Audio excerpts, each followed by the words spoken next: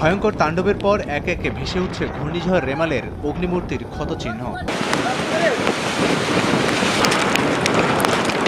রোববার বাংলাদেশের ওপর দিয়ে আঘাত হানার পর শক্তি হারানোর আগ মুহূর্ত পর্যন্ত রেমালের তাণ্ডব লীলায় কেঁপেছে উপকূলীয় অঞ্চল। রোববার দিনভর শক্তি সঞ্চয়ের পর রাতের আঁধারে ভয়ঙ্কর তাণ্ডব চালায় রেমাল। ঘূর্ণিঝড়ের আগ্রাসনে সোমবার সারা দেশে ঝড়ো হাওয়ার সঙ্গে চলে ভারী বর্ষণও।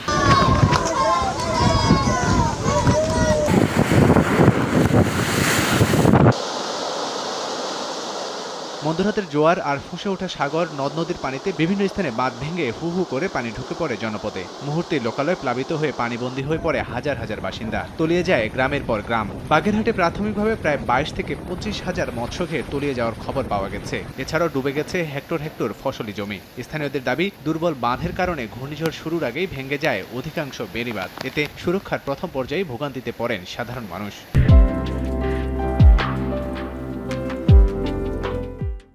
আমার কাদা কাপড় ঘর কিচ্ছু নাই।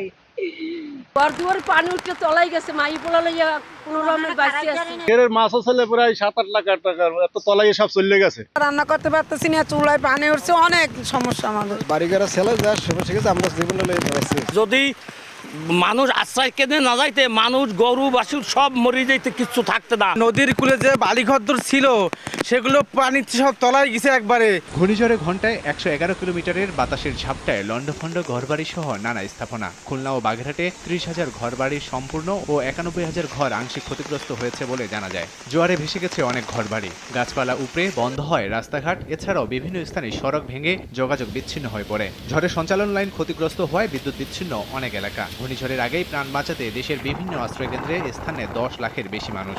সংশ্লিষ্টরা বলছেন, মানুষ আগেভাগে আশ্রয়কেন্দ্রে যাওয়ায় জানমালের ক্ষয়ক্ষতি কম হয়েছে। আমরা আশ্রয় কেন্দ্রে ছিলাম, বাড়িতে যাওয়ালে টিনটুন সব উড়ে গেছে। পানি ঢুকে রাস্তাঘাট অনেক ডুবে গেছে, অনেক ব্রিজ ভেঙে গেছে। সময় মতন ব্যারিকেডটা করতো, তাহলে দেখা যাচ্ছে এই বন্যায় আমাদের এই ক্ষয়ক্ষতিটা হতো না। ঘূর্ণিঝড় রেমালের কারণে 5 জেলায় 11 জনের প্রাণহানি হয়েছে। এর মধ্যে ঘরের নিচে গাছ চাপা পড়ে ভোলায় শিশুসহ 3 জনের মৃত্যু হয়েছে। বরিশালে দেয়াল চাপায় 3 জনের প্রাণ ঝরে। এছাড়াও সাতক্ষীরা, পটুয়াখালী ও চট্টগ্রামে আরো 5 জন মারা গেছেন। ভাবি বাইরে গেছে, আর হে বাইরে পেরে নাই, গাছ পড়ে মারা গেছে। বৃষ্টি যখন পাইছে তখন আর কি দেয়ালে ভবন, মানে দোকানটা ছোট রেস্টুরেন্ট আছে, ওটার উপর পড়ছে। এই ওয়ালটা কোনো লিন্ডিংও নাই, কোনো কলমও নাই, বাইরে করতে মোটেও জায়গার সামনে রাখে নাই। রেমালের কারণে ধ্বংসস্তূপ উপকূলীয় এলাকায় ঝড় বৃষ্টির মধ্যেই সোমবার ভোর থেকেই সংস্কারের কাজে নেমে পড়েন স্থানীয়রা। জানমালের ক্ষয়ক্ষতি কমিয়ে আনতে আপ্রাণ চেষ্টা করেন তারা।